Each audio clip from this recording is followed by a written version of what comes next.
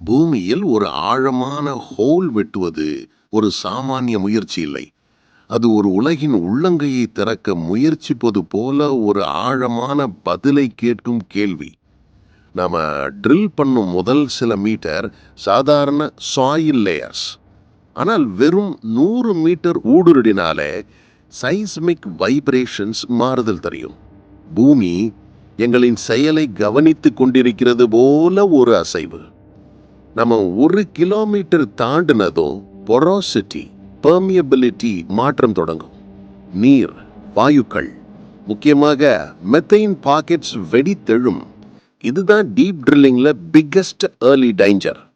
ஒரு சிறிய ஸ்பார்க் இருந்தாலே gas blow out. 3 to 5 kilometre கற்கள் பிரெட்டிலாக இருந்து டக்டைலாக மாறும். இதை பிரெட்டில் டக்டைல் டிரான்சிஷன் ஜோன் என்பார்கள். இதே பகுதி தான் பூமியில் பெரும்பாலான எர்த்குவேக்ஸ் பிழந்து விடும் பகுதி.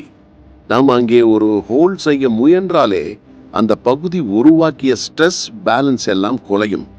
10 கிலோமீட்டரா இங்கே இருந்து டெம்பரேச்சர் ஒரு ஸ்டெப் போல உயரும். Geothermal gradient 30 degree Celsius per kilometre வரை போகலாம். ட்ரில்லிங் ஃப்ளூயிட்ஸ் கூட கொதிக்க துவங்கும். பிரஷர் 3000 அட்மாஸ்பியரை தாண்டும்.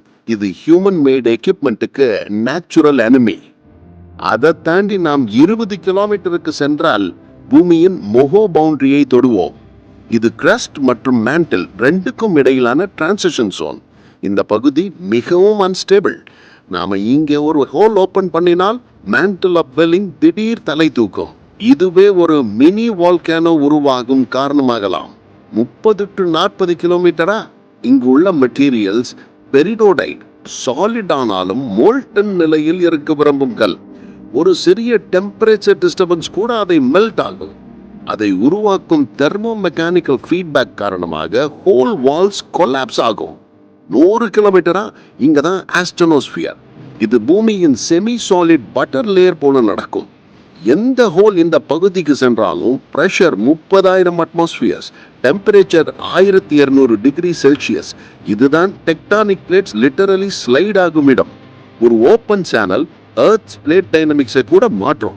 அது ஒரு கான்டினென்ட்டை ஸ்லோவாக வேறு திசை நோக்கி தள்ளக்கூடும் என்பது தியரட்டிக்கல் பாசிபிலிட்டி. 200 கிலோமீட்டர் இங்குள்ள மினரல்ஸ் அலிவைன் ஸ்பின்னலாக ஃபேஸ் டிரான்ஸ்ஃபர் ஆகும். இதை ஹை பிரஷர் ஃபேஸ் டிரான்சிஷன் என்பார்கள். இதை டிஸ்டர்ப் பண்ணினால் அந்த ஷாக் வேவ் சர்ஃபேஸ் வரை பவுன்ஸ் ஆகி அன்எக்ஸ்பெக்டட் எர்த்குவேக்ஸ் நடக்கலாம். 400 to 660 கிலோமீட்டர் இது டிரான்சிஷன் ஜோன். பூமியின் பல டீப் எர்த்குவேக்ஸ் இங்கே நடக்கின்றன. ட்ரில்லிங் ஸ்ட்ரெஸ் சேஞ்சஸ் இதை ட்ரிகர் செய்யலாம். 2900 கிலோமீட்டர் அவுட்டர் கோர், இது லிக்விட் அயன் ஓஷன். இதை சிறிது டிஸ்டர்பன்ஸ் செய்தாலே மேக்னெட்டிக் ஃபீல்ட் இன்ஸ்டபிலிட்டி, நீண்ட காலத்துல மேக்னட்டோஸ்பியர் கொலாப்ஸ் ஆகலாம். காஸ்மிக் ரேடியேஷன் பூமியை பட்டு உயிரின வளர்ச்சியை பாதிக்கலாம். சேட்டலைட்ஸ், ஜிபிஎஸ், பவர் கிரிட் எல்லாமே black out. 5100 kilometre inner core சாலிலைன் sphere. இந்த பகுதியில் ஒரு ஹோல் கிரியேட் பண்ணுவது என்றால் பூமி தன் தெர்மல் ஈக்விலிபிரியம் கம்ப்ளீட்லி லூஸ் ஆகும். இன்னர் கோர் ஹீட் எஸ்கேப் ஆனால் எர்த் கூலிங் ரேட் அதிகரிக்கும்.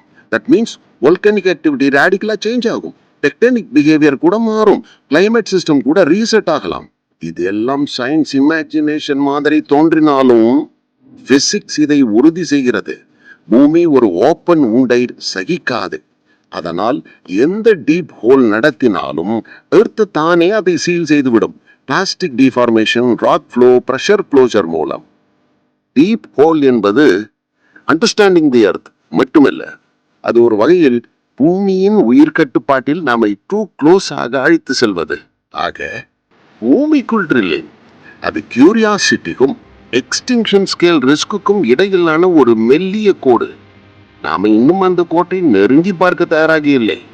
பூமி தனது இதயம், இட்ஸ் கோர், ஒரு லாக்டு சீக்ரெட் போலவே இன்னும் காத்திருக்கிறது.